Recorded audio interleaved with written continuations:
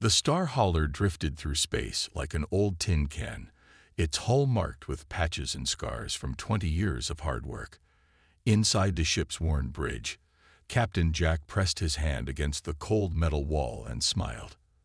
Others might see an outdated cargo hauler, but to him, she was home. "Captain, we've got another warning light," Tom called from his engineering station. The stocky engineer's face glowed red from the flashing alert on his screen. "Port thrusters acting up again." Jack ran his fingers through his gray-streaked hair and walked over to look at the display. "Can we make it to Watson's colony with it like this?" "She'll hold together," Tom said, already typing commands into his console. "Not pretty, but we'll get there. Always does." The bridge crew had heard this conversation 100 times before. Pete, their young navigator, didn't even look up from his star charts. Mary, handling communications, just adjusted her headset and continued monitoring the local channels. They all knew the Star Hauler wasn't much to look at, but she got the job done. The ship carried basic supplies to the outer colonies: medicine, machine parts, and those little comforts of home that made life bearable on the frontier. It wasn't glamorous work, but it paid the bills. Barely. "Getting some weird readings here, Cap," Mary said suddenly, her forehead creasing with concern. "Lot of traffic on the emergency bands from the inner systems." Before Jack could respond, the ship's sensors began pinging wildly. Tom's fingers flew across his console. Multiple ships just dropped out of faster-than-light travel. Big ones, really big ones. The main viewport filled with light as dozens of massive vessels appeared in the distance. Their sleek hulls gleamed like polished chrome, making the Star Hauler look even more dated by comparison. They moved with an unnatural grace, their engines leaving trails of blue fire against the black of space. "Those aren't human ships," Pete whispered, his young face pale in the light of the strange vessels. Jack leaned forward, his hands gripping the edge of his command station. "Mary, get me a channel to Earth Defense Command. Now." "I'm trying, sir." Mary's fingers danced across her board. "But I'm getting nothing. All frequencies are being jammed. Even the old ones." The alien fleet grew larger in their viewport, more ships appearing every second. They weren't heading toward the Star Hauler. They were barely acknowledging the small cargo ship's existence. Their trajectory was clear. They were heading straight for Earth's core systems. "Tom, kill all non-essential systems," Jack ordered. "Make us look as dead as possible." The bridge lights dimmed, and the usual hum of the ship's systems faded to near silence. Through the viewport, they watched as ship after ship of the alien armada passed them by. Each vessel was a masterpiece of advanced technology, their hull designs unlike anything human engineers had ever achieved. A message suddenly boomed through their communication systems, broadcasting on all frequencies. The universal translator kicked in, converting the alien language to English. "To all primitive vessels, clear the space lanes. The Dominion comes to claim what is rightfully ours. Resistance is futile and unnecessary. Your technological inferiority makes you unworthy of notice. Submit, and you may continue your simple existence under our rule." Mary pulled off her headset, her hands shaking. "They're broadcasting this everywhere, every frequency, every channel." "Simple existence," Tom growled. "Primitive vessels. Who do these shiny bastards think they are?" Jack held up his hand for silence, watching the alien ships with narrow eyes. Not one of them had bothered to scan the Star Hauler. Their sensors had swept past the cargo ship as if it were nothing more than space debris. Their arrogance was obvious. They didn't consider human ships worthy of attention. "They think we're harmless," Jack said slowly, a plan forming in his mind. "They think we're too primitive to be a threat." Pete looked at his captain nervously. "Aren't we? Look at those ships, Cap. They're like something out of a dream. We're flying a rust bucket held together with patches and prayers." "Maybe," Jack said, a small smile forming on his weathered face. "But sometimes the oldest tools are the best ones. Tom, remember that modification you made to the engine last month? The one that wasn't exactly up to code. Tom's eyes lit up. The one using the old mechanical governor instead of the AI system. Yeah, saved us a fortune on parts. These new ships probably don't even have mechanical backups. They're all quantum this and AI that. Mary, what about that radio transmitter you kept even though command said to scrap it? The analog one. Mary straightened in her chair. Still works perfectly. Doesn't need any fancy programming, just good old radio waves. And Pete, Jack turned to his young navigator. You're the only one I know who can still plot a course without relying on the navigation eye. Pete nodded slowly, beginning to understand. Because my grandfather taught me how to use the stars themselves. Old school. Jack looked at each member of his crew, seeing the realization dawn in their eyes. The alien fleet might have dismissed them as primitive, but that very primitiveness might be their greatest advantage. The Star Hauler didn't need fancy quantum computers or AI systems to function. She worked on gears, levers, and human ingenuity, things the aliens might not expect or understand. Tom, power up the engine, but keep it quiet. Pete, plot us a course parallel to the alien fleet. Mary, see if you can find any frequencies they're not monitoring. And somebody wake up Bill in the cargo hold. Tell him we're going to need his crazy ideas about improvised weapons. The crew jumped into action, their movements now charged with purpose. The Star Hauler might be old, she might be ugly, but she was about to become humanity's secret weapon. The aliens had made their first mistake. They had underestimated both the ship and her crew. As the Star Hauler quietly came to life around them, Jack watched the alien armada through the viewport. They were so confident in their superiority that they didn't even notice the small cargo ship beginning to move. They didn't see the danger in its weathered hull or its outdated systems. They think we're primitive, Jack said quietly, more to himself than to his crew. Let's show them just how dangerous primitive can be. The Star Hauler turned slowly in space, its engines barely more than a whisper. Ahead of them, the Dominion fleet continued its advance, arrogantly believing that their sophisticated technology made them invincible. They didn't realize that they had just started a fight with the most resourceful and determined species in the galaxy. And they certainly didn't realize that the most dangerous weapon in space wasn't the newest, shiniest ship. It was a stubborn crew in an old cargo hauler with nothing left to lose. Tom's workshop in the belly of the Star Hauler looked more like a museum of forgotten technology than a spaceship's engineering bay. Old circuit boards hung from the ceiling on thin wires, and mechanical parts covered every surface. The engineer moved between his workbenches with practiced ease, his hands covered in grease. It's not pretty, Tom said, holding up what looked like a combination of old radio parts and modern power cells. But it works better than anything they'll expect. Jack picked up one of the modified devices, turning it over in his hands. And you're sure their sensors won't detect these? That's the beauty of it, Tom grinned, wiping his hands on his already stained coveralls. They're looking for quantum signatures, energy patterns, all that fancy stuff. This? He tapped the device. This is just basic electronics and mechanics.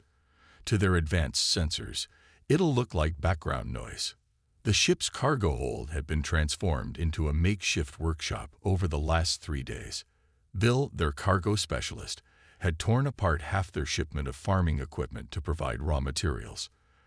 The crew worked in shifts, following Tom's designs to build what he called dumb bombs, weapons so simple they were invisible to advanced detection systems.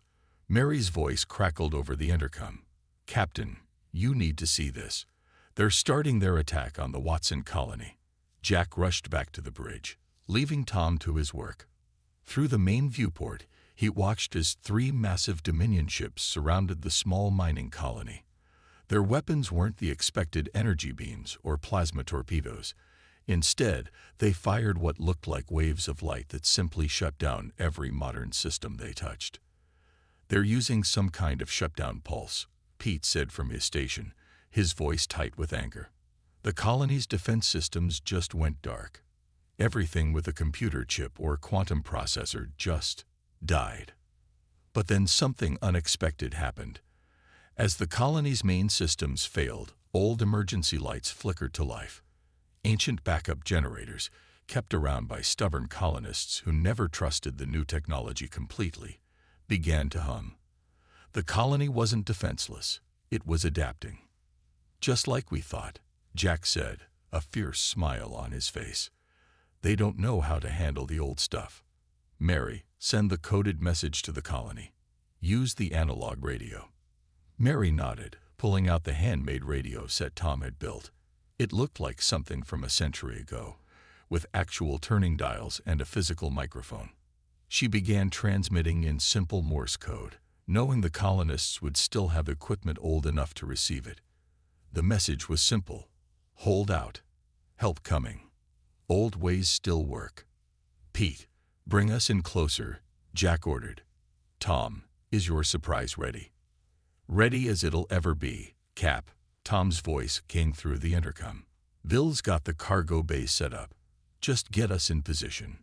The Star Hauler crept forward, using minimal power. The massive Dominion ships towered over them like shining mountains, their attention focused on the colony. They never noticed the small cargo ship approaching from behind, dismissing it as another piece of disable technology. Now, Bill, Jack commanded. The cargo bay doors opened, releasing hundreds of small objects into space. To any advanced sensor, they would appear as nothing more than debris, pieces of metal and plastic floating harmlessly in the void. But each piece contained one of Tom's special surprises. The Dominion ships didn't react. Their sophisticated detection systems, programmed to watch for energy weapons and high-tech threats, completely ignored the cloud of space junk now surrounding them. On my mark, Jack said quietly, watching as the debris field spread out. 3, 2, 1. Tom threw the switch. Each piece of debris suddenly became a simple electromagnet, activated by basic electrical current. The field of makeshift mines attached themselves to the Dominion ships' hulls with loud clangs that echoed through space. The aliens finally noticed something was wrong, but their response came too late. Tom activated the second stage of his plan.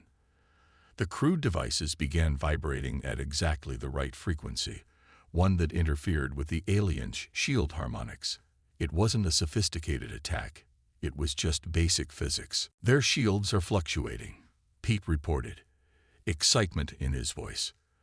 They can't maintain their shutdown field. The colony's old systems were already coming back online. Ancient defense turrets, built with simple hydraulics and mechanical computers, began tracking the Dominion ships. The aliens' sophisticated shields, designed to stop energy weapons and plasma shots, weren't calibrated to handle simple kinetic rounds. Send the second message, Jack ordered. Mary's fingers flew over her old radio set. Across the colony network, other ships and stations began receiving instructions, plans for Tom's makeshift weapons, frequencies for the old communication systems, and tactics for using outdated technology against the advanced invaders. The Dominion ships started to retreat, their perfect formations broken. Their command systems, fully automated and AI-controlled, couldn't adapt quickly enough to this primitive form of warfare. As they pulled back, more of Tom's magnetic devices attached to their hulls, disrupting their systems with simple mechanical vibrations. They're running, Pete shouted as the massive ships began to disappear into faster-than-light travel. They're actually running.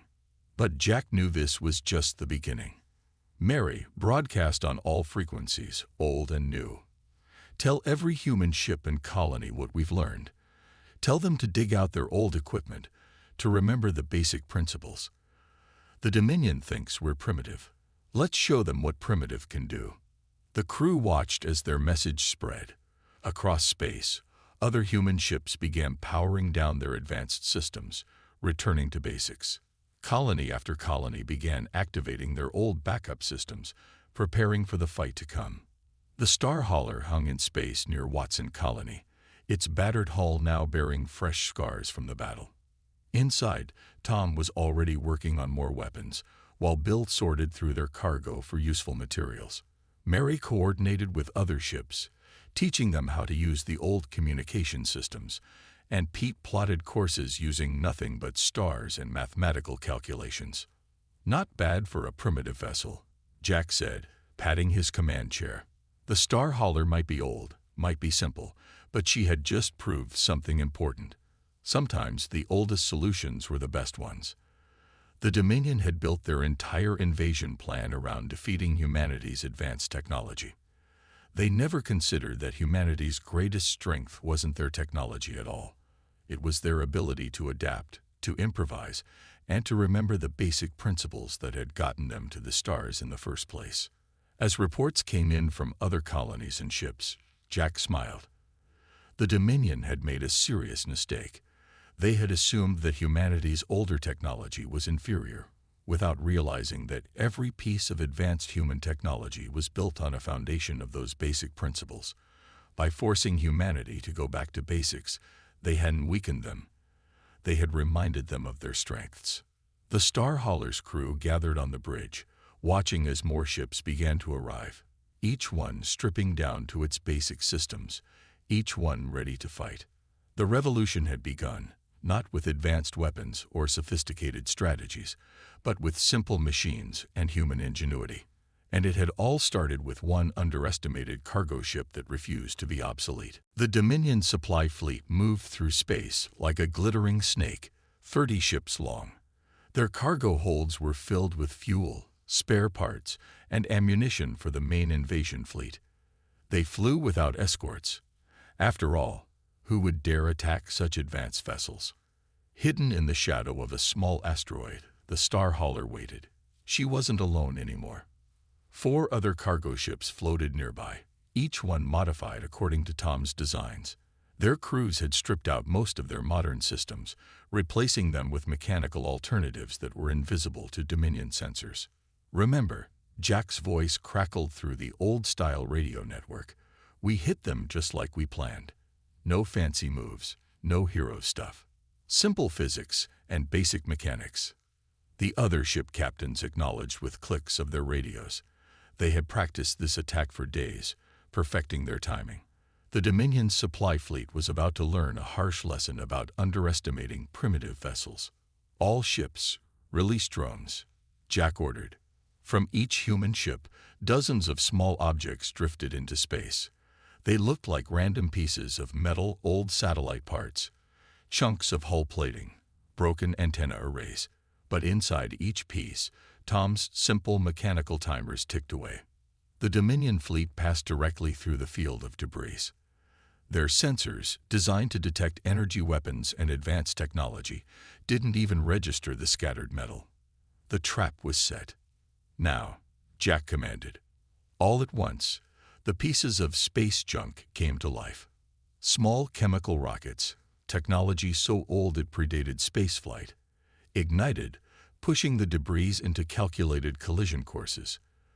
The Dominion ship's automatic defense systems, programmed to stop energy weapons and missiles, didn't recognize the simple projectiles as threats until it was too late. Hundreds of impacts rattled the alien vessels. None of the hits were fatal, but they didn't need to be. The real attack came next. "Second wave," Jack called. "Mining ships, you're up." 2 converted mining vessels emerged from their hiding spots. Their cargo bays were filled with simple metal ball bearings, millions of them. As they approached the Dominion fleet, they began spinning, using centrifugal force to spray the bearings in wide arcs. Again, the aliens' sophisticated shields, designed to stop energy weapons, had no effect on the simple metal spheres. The balls damaged sensor arrays, cracked viewports, and clogged engine intakes. Several Dominion ships began to drift, their propulsion systems compromised by the most basic of weapons, small metal balls moving at high speed. "They're breaking formation," Pete reported from his navigation station. "Their fancy coordination systems can't handle this kind of damage." The Dominion fleet's response was predictable. They launched their defensive drones, sleek, AI-controlled machines designed to protect the fleet. But Tom had prepared for this too. "Release the nets," Jack ordered. The human ships launched their next surprise. Literal fishing nets, modified with weights and simple electronic charges. The Dominion drones, programmed to dodge energy weapons and missiles, flew straight into the primitive traps. Their sophisticated sensors didn't register the simple metal and fiber nets until they were hopelessly tangled. "Main attack run," Jack called. "All ships, follow our lead." The Star Hauler led the charge, flying directly at the largest Dominion supply ship. They had removed most of their hull plating, making the ship lighter and more maneuverable.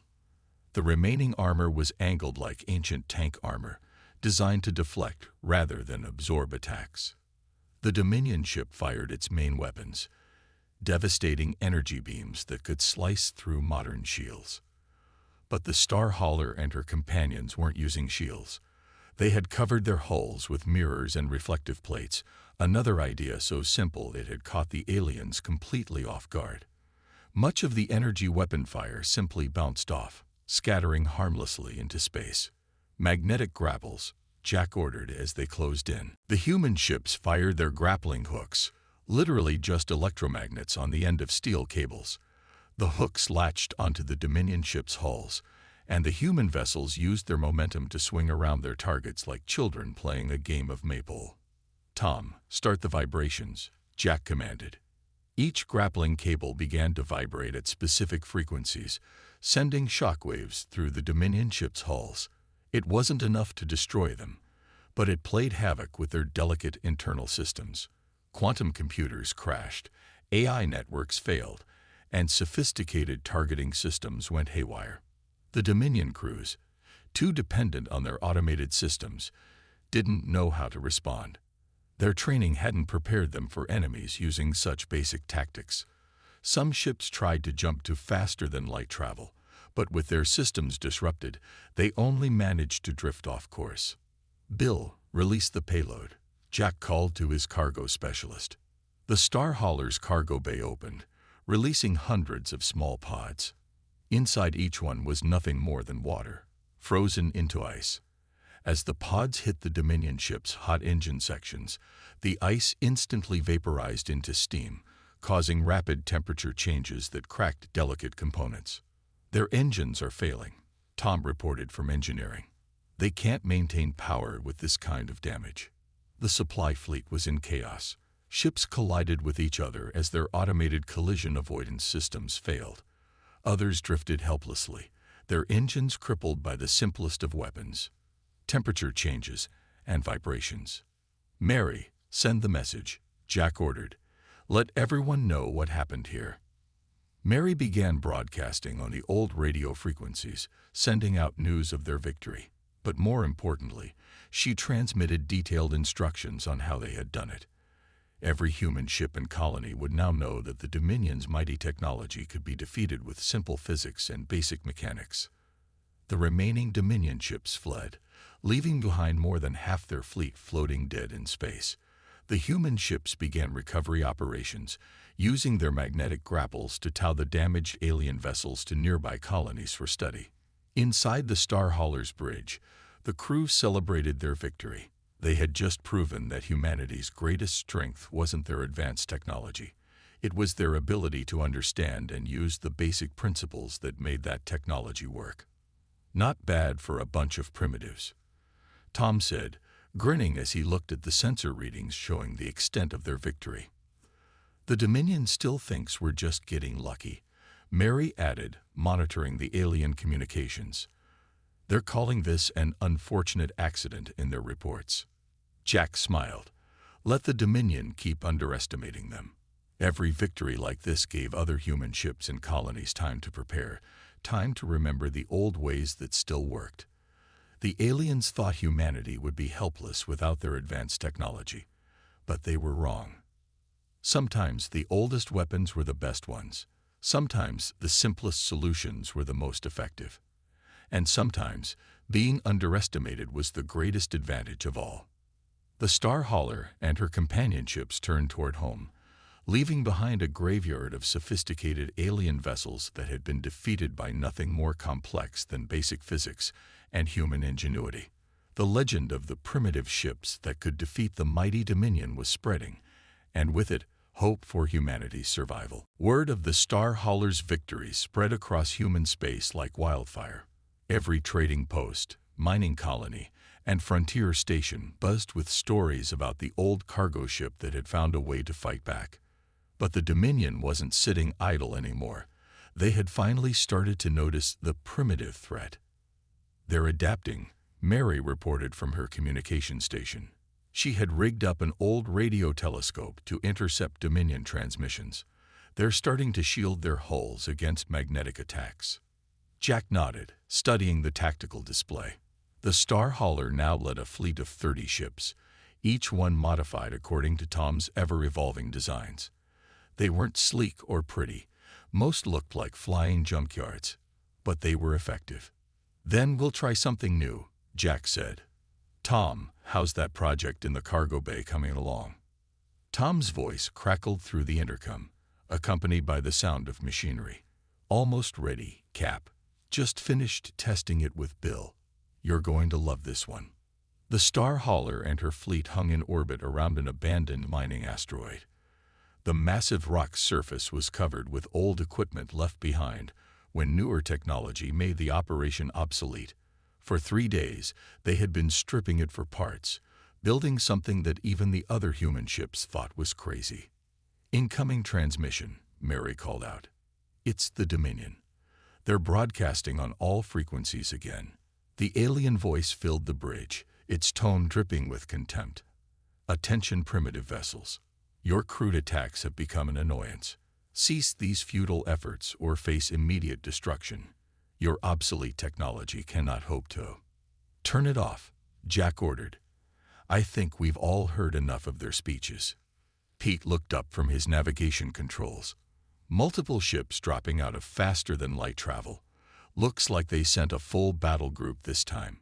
Through the viewport, they watched as 12 Dominion warships appeared. Unlike the supply ships they had faced before, these were dedicated combat vessels. Their hulls gleamed with new armor designed to resist the humans' primitive weapons. "They think they've figured us out," Jack said with a smile. "Time to show them something different.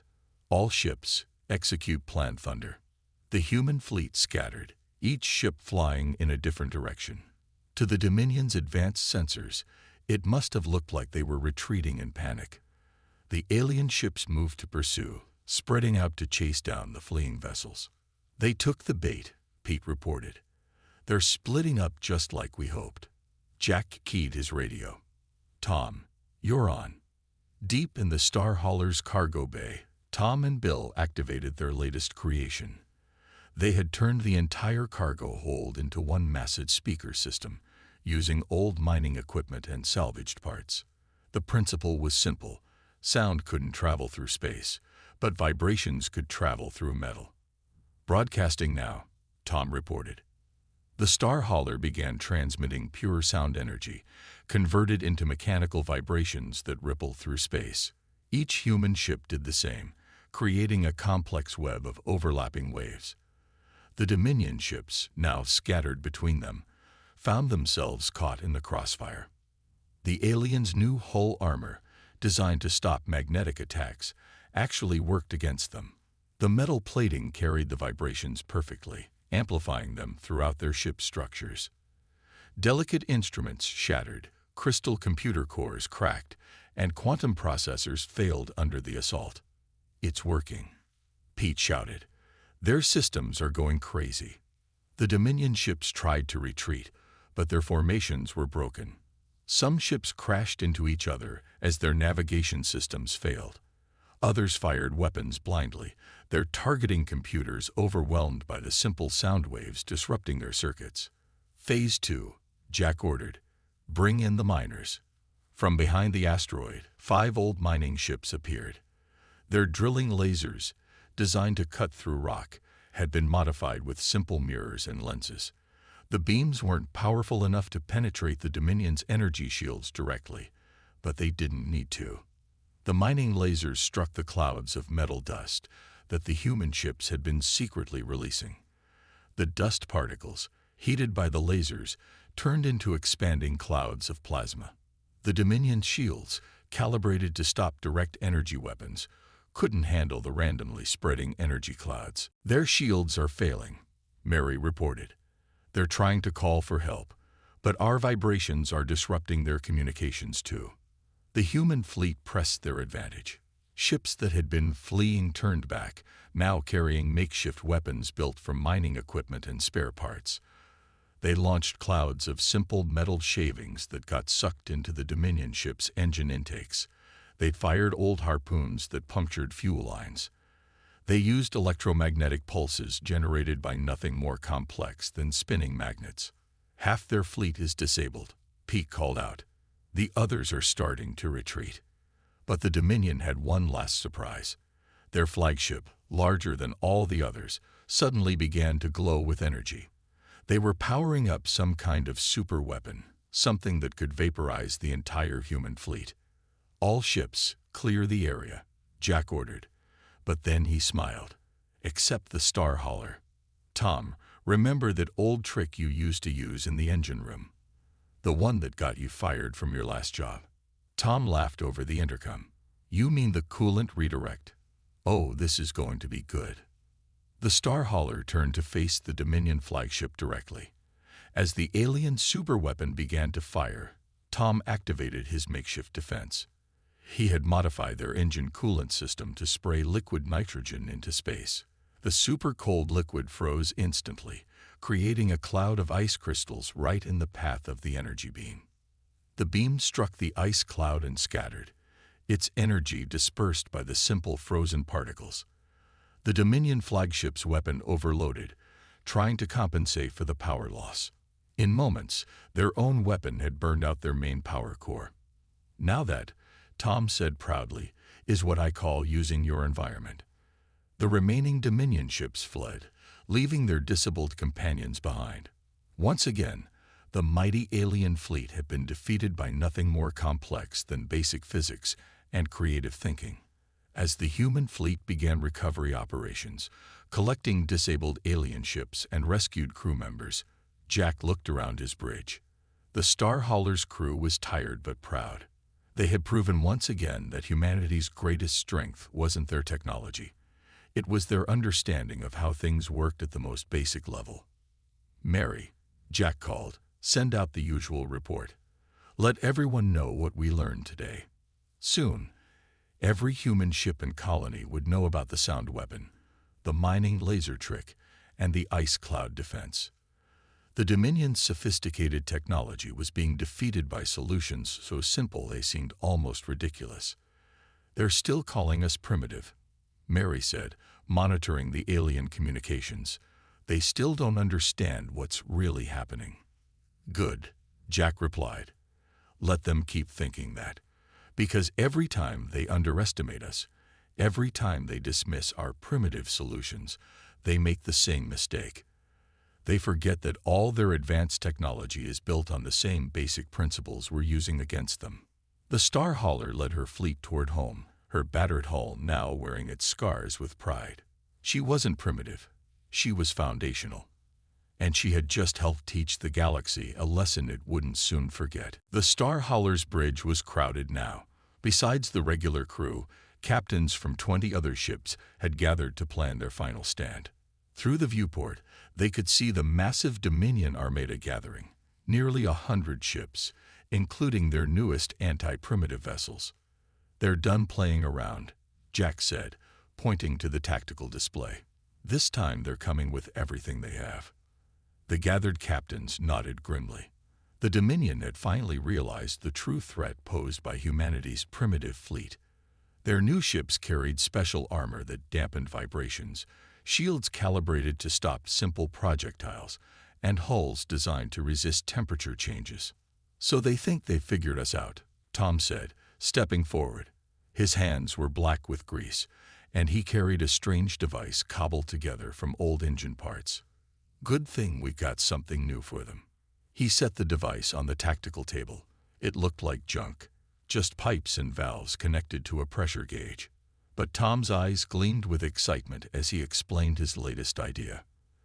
"They're expecting us to use sound waves, magnets, and ice again," he said. "But they forgot about one of the oldest forces in the universe, steam. The plan was audacious, even by their standards. Every human ship had spent the last week converting their water reserves into specially designed steam systems. They weren't going to fight the Dominion with fancy weapons. They were going to fight them with the same technology that had powered humanity's first industrial revolution. Earth Defense Fleet is still 12 hours away, Mary reported from her station. We have to hold until they arrive. Jack looked at each captain in turn. We're the only thing standing between the Dominion and Earth's core systems. They think they've learned how to handle primitive weapons. Let's show them what primitive really means. The captains returned to their ships, each one knowing their role in the coming battle.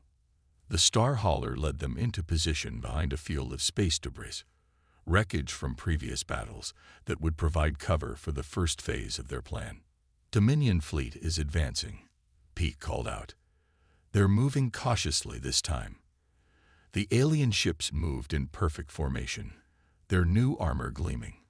They were ready for every trick the humans had used before, but they weren't ready for what came next. All ships release the clouds, Jack ordered. Every human vessel vented water into space through specially designed nozzles. The liquid froze instantly, creating massive clouds of ice crystals. The Dominion ships pressed forward, their new shields easily deflecting the frozen particles. They took the bait, Tom said with a grin. Phase 2, Captain. Jack nodded. Light them up. Hidden mining lasers activated, striking the ice clouds from multiple angles. But instead of trying to damage the Dominion ships directly, the beams were precisely calibrated to turn the ice into steam. Within seconds, the alien fleet was surrounded by expanding clouds of superheated vapor. Their new armor can handle vibrations, Tom explained proudly, but it still conducts heat. And steam. Steam gets everywhere. The superheated vapor found every crack and seam in the Dominion ship's armor.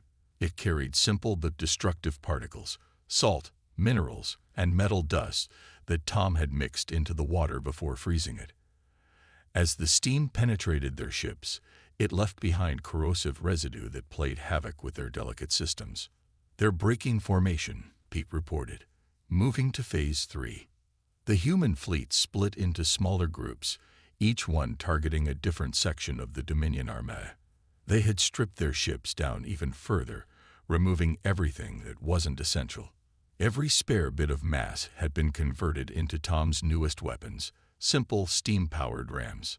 The Star Hauler led the charge, steam jets firing from improvised rocket nozzles.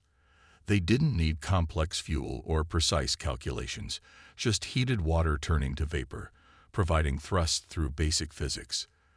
The Dominion ships, their systems struggling with the steam and corrosion, couldn't track the erratic movements of the primitive vessels.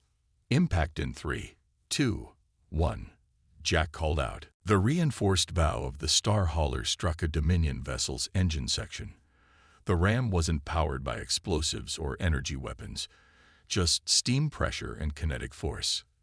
The alien ship's sophisticated armor, designed to resist energy attacks, crumpled under the simple impact. All across the battlefield, human ships struck like ancient naval vessels, ramming their targets with steam-powered precision. The Dominion fleet's perfect formations dissolved into chaos as they tried to defend against attacks that belonged in history books. Their flagship is powering up their main weapon, Mary warned. Perfect, Jack smiled. Tom, show them your grand final. Tom activated his final surprise. Every disabled Dominion ship they had captured in previous battles had been stripped down and converted into massive steam bombs. Now, hidden among the debris field, they all activated at once. The explosions weren't from plasma or antimatter. They were simply from superheated steam released all at once, carrying clouds of conductive metal particles. The Dominion flagship's energy weapon fired directly into this cloud. The beam's energy was caught and reflected by countless tiny particles, creating a storm of lightning-like discharges that overwhelmed their shields. Earth Defense Fleet just dropped out of faster than light, Pete announced triumphantly. They're engaging the Dominion's rear forces. Caught between Earth's advanced warships and the primitive fleet that had proved so devastatingly effective, the Dominion Armada began to retreat. Ships disappeared into faster-than-light travel, many of them damaged or malfunctioning from the simple but deadly attacks. The Star Hauler's bridge crew watched as the mighty alien fleet fled. Their own ships were battered, their hulls scarred, but they had achieved what the Dominion had thought impossible. They had proven that understanding basic principles was more valuable than having advanced technology. "Send the message," Jack ordered quietly. "Let everyone know that Earth is safe." Mary began broadcasting on all frequencies, using everything from modern quantum communications to simple radio waves. The word spread quickly. The Dominion had been defeated not by superior technology, but by steam, physics, and human ingenuity. Hours later, as repair crews worked to patch up their battle damage, Jack stood in the Star Hauler's cargo bay with his crew. Engineers from Earth's Defense Fleet were examining Tom's steam weapons with amazement, taking notes on how simple mechanics had defeated the galaxy's most advanced technology. "They're already talking about putting the Star Hauler in a museum," Mary said, reading from a message from Earth Command. "A museum." Tom looked offended. "She's not done yet. There's still so much more we can do with her. I've got this idea about using pulleys and counterweights." The crew laughed, but they knew he was right. The Star Hauler wasn't a relic to be preserved. She was a reminder that the simplest solutions were often the best ones. She had taught humanity a lesson they wouldn't forget. True strength didn't come from having the most advanced technology, but from understanding how things worked at their most basic level. As the Earth Defense Fleet began securing the system, the Star Hauler and her crew prepared for their next mission. There would be more battles, more challenges, more chances to prove that being primitive wasn't a weakness, it was a strength. Because sometimes the oldest tools were the best ones, sometimes the simplest solutions were the most effective, and sometimes being underestimated was the greatest advantage of all.